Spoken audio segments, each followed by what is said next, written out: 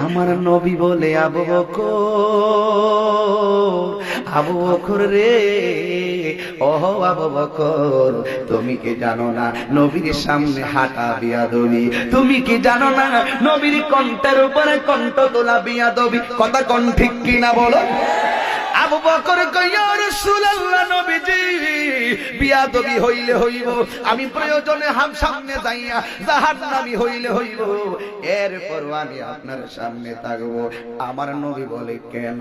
হো নবী গো, দেখেন না সামনের বাড়িটা একটা কাফেরের বাড়ি। ওই কাফেররা যদি আপনি নবীর এই মুহূর্তে দীক্ষা ফালায়, ওরা আপনার তীর মারতে পারে, আপনার গায়ে মোবারকের মধ্যে তীর লাগবে।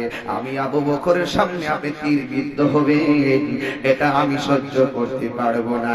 ইয়া রাসূলুল্লাহ, আমি আপনার সামনে থাকবো, আপনার সামনে তাইকা একটা বুঝি না, দুইটা বুঝি না, ইয়া রাসূলুল্লাহ, প্রয়োজনে তীর লইতে লইতে আমি আবু বকরের জীবনটা আপনার সামনে বিলাইয়া দিব, আপনার গায়ে মোবারকে একটা তীরের আঘাত লাগতে দিতাম না।